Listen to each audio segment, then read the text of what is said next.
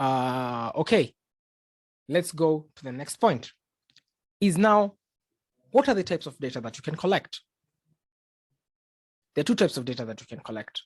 This is something probably I've done in class, but let's look at it from a different perspective. There's quantitative data and there's qualitative data. In the quantitative data is the value of data in the form of counts or numbers, where each data set has a unique numerical value associated with it. So quantitative data is basically quantities, which is basically numbers, things that are involved in numbers. Just give me a moment to close this now.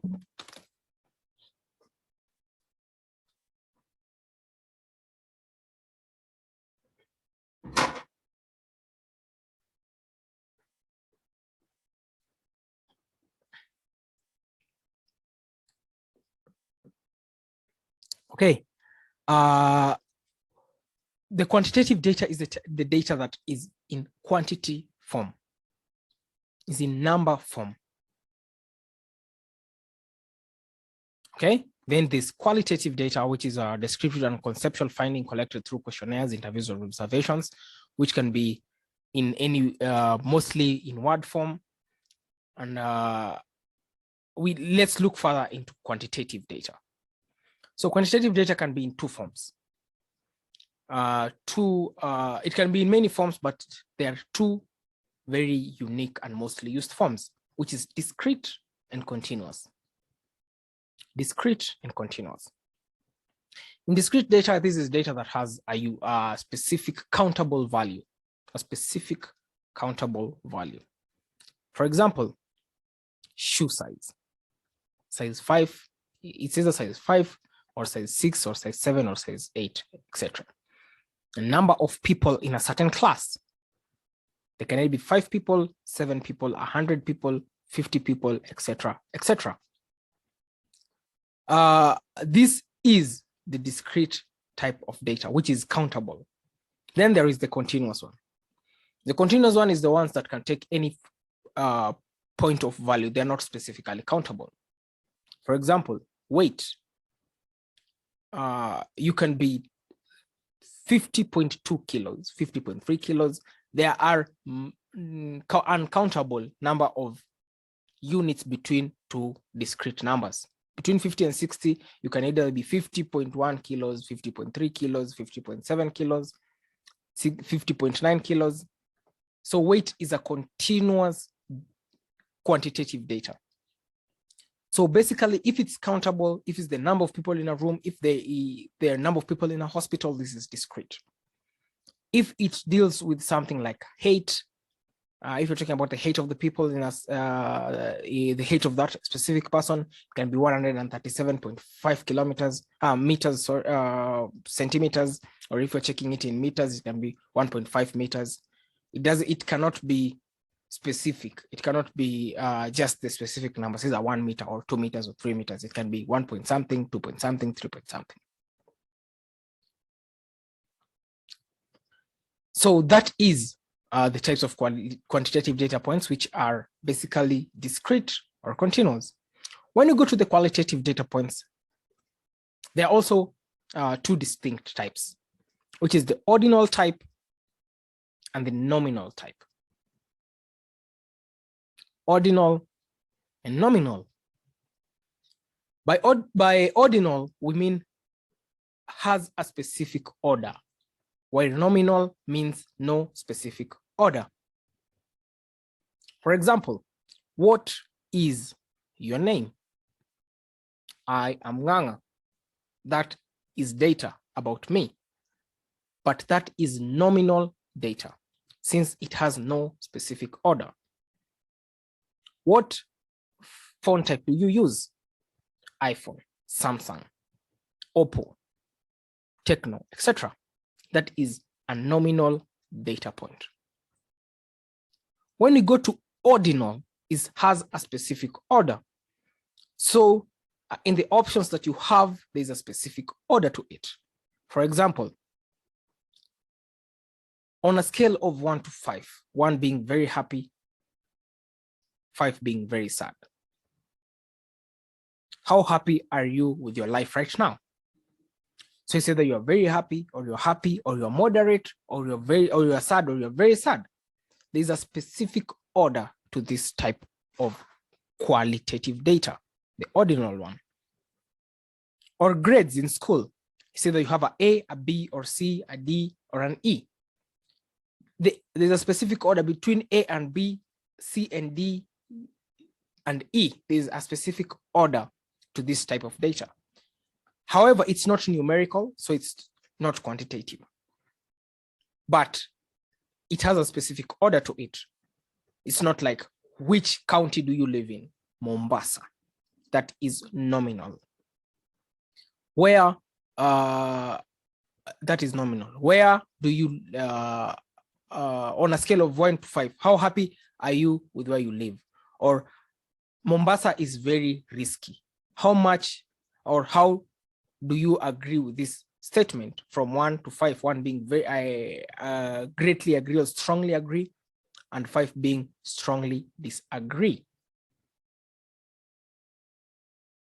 So that is an ordinal data point.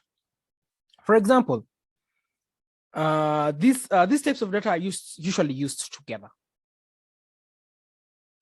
These sorts of data, they are usually used together. They are relate with each other. You try to relate a quantitative data point with a qualitative data point to create something meaningful. For example, which age group is the COVID-19 virus mostly affecting? Which age group is the COVID-19 virus mostly affecting? The type of data that you'll collect in this type of research might be age, which is discrete. How many years are you? 5, 10 people who have COVID. You get info or the age of the people who have COVID. 5 years, 10 years, 40 years, 75 years, 80 years. That is an discrete quantitative data point. And another data point you have to collect so that you can see how they are affected is the affected level. So basically, how affected are they? Are they greatly affected? Does it cause very bad lung problems and death? Or there's no effect where they just take some lemon water and they get good? So using these two types of data that we have, a discrete quantitative data point and another data point, which is an ordinal data point, where you have to check if it's greatly affected or greatly unaffected. Then you relate with these two then so that you can see probably a certain age group between the age of 50 and 60 are the people who are the most greatly affected, so that you can create measures for these types of people to help them have understand that they are the most affected group and give them specific ways on how to prevent themselves from getting COVID. Another example, we can do a research where we can check on height affecting shoe size. Just a simple, very simple research. And the type of data that we'll collect here is height in meters, which is a continuous quantitative data point. So a person can be in height in meters, person can be 1.53 meters, 1.75 meters. So it's a continuous quantitative data point. And the other data point that we'll collect is the shoe size, which is a discrete quantitative data point. So in this specific research, you're trying to use two data points, which will be, both will be quantitative, but one will be discrete, one will be continuous. Another example, math students are happier than medicine students. In this type of research, you will collect the course. Which course are they doing? Which will be either a mathematical course or a medicine course. And this is a nominal qualitative data point. And you're trying to compare it with a happiness scale of very happy to very sad, which is a continuous, a ordinal qualitative data point. So these data points usually work together, compare with each other, trying to get or solve a certain problem, or try to answer a certain research question. Also, and then if the number of units in a specific course affects the happiness of the person, this type of research, you'll collect the number of units in a certain course, which will be a discrete quantitative data point. Compare them with a happiness scale of very happy to very sad, which is a ordinal qualitative data point. So they usually work together to do any research or analysis to try and find out a couple of things. So the type of data you collect, you have to understand how it actually works. How many are we?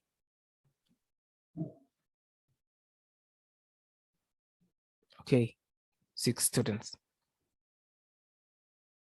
I think Linus has a problem. He's joining, coming out, joining, coming out. Also, Alex, no problem. Just continue with who we have right now. So I want an example where a quantitative data point is used with a qualitative data point. Think of a research, a very simple research. We've talked about height affecting shoe size, and that's a very simple research. Just think of a research where a qualitative data point is used with a quantitative data point. Let me make it a little bit more interesting. A nominal qualitative data point used with a discrete quantitative data point. A nominal qualitative data point with a discrete quantitative data point. Think of just a simple research, and the person who will give us this research will be the last person to write a name of one of the class members that are in this class today, who is not in the same gender as you, who is in the opposite gender. So the last person to write a name of a student who is in this class, who is of the opposite gender, will give us the answer to this question. Betwell has said Velma. Margaret has said Linus.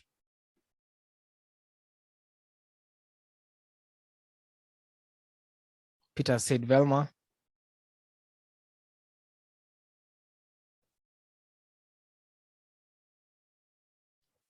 Mitch Masha said Margaret.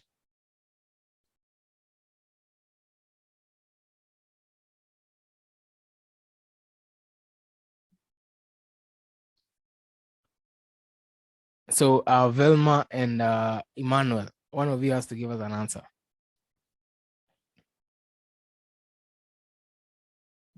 Who will be the last one? Velma, write a name of a person who's in the opposite gender, who is in this class. Okay, Linus. So our answer will be given by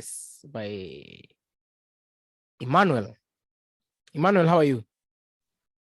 Hello, sir. I'm fine. You're very fine. Yeah. Sorry for joining you late. No problem. No problem. Yes. But so far I can try to give an answer where I have just find you. Yeah. Okay. Try.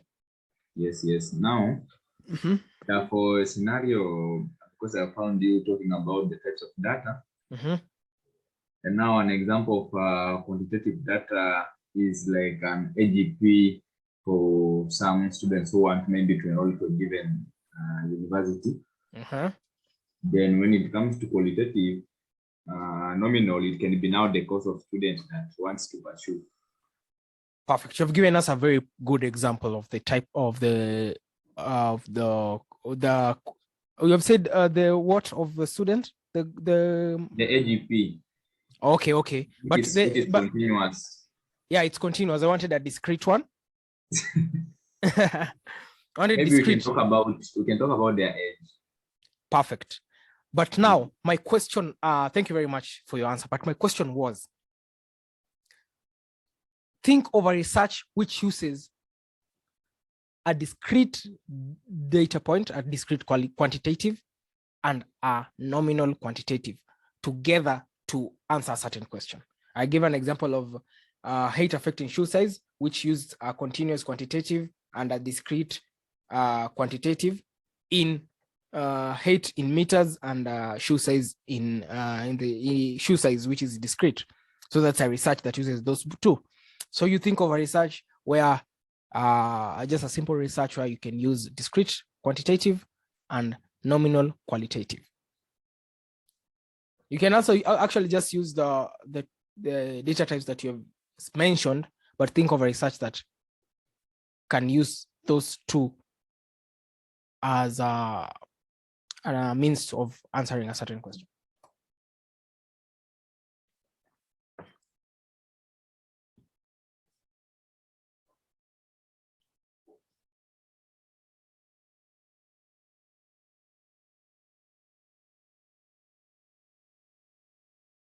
Emmanuel. Hello. Yeah. So, what do you think a simple research can be that uses these two types of data? Okay, maybe we can. For now, I have a lot of examples, and I have not described one. Can you give me some few minutes? Maybe someone can help me before I come back to what I have. Yes, please. No problem. No problem. I think I can think of a simple one from the because for everyone else, the types of the data points that he used was age as the discrete quantitative data point, age of a student, and the nominal data point that he used, the nominal qualitative data point that he used was the course. Simple research can be which course has the oldest students. That's a very simple one that can use these two types of data points. Which course has the oldest students, which course has the youngest students, which course group has the oldest students, if it's a mathematical course or a humanity course, etc., arts course, which course has the oldest students, because we're talking about age. Yeah. Also something else is I can probably age and yeah, that's a very simple one that I think makes a lot of sense. Also think about a continuous quantitative data point being used with a ordinal qualitative data point. A continuous quantitative data point being used with an ordinal qualitative data point. Think about it. As the class continues, I'll ask that question. As it continues, I'll just pause the class, ask for a reaction or anything, and the last person to give us the reaction will give us the research that he thinks can use these two types of data points. Qualitative, we're talking about ordinal. Quantitative, we're talking about continuous. Just think about it, brainstorm within yourselves, then we can continue. Let us continue to the next point.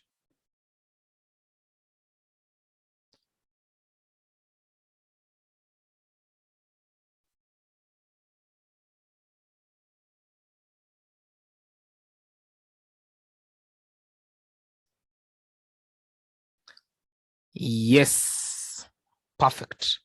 You have given as an example of the previous example. Maggie, you have given us an example of the previous question that Emmanuel also answered for us, but it's a very good example. Margaret has talked about a research where does someone's hometown affect his income, his or her income, where the income will be the discrete quantitative and the person's hometown will be the nominal qualitative. Thank you very much, Maggie, sorry. Thank you very much, Maggie. That is a very, very good answer from you. I see you keep on understanding, and that is very, very nice. And this easy data points zinatumikanga together. They are used together. You think of a research, you think of this specific data that will be used with this. As I've said, the type of data that is collected is highly dependent on the research or analysis you're trying to carry out. Let us continue to the next thing, which is data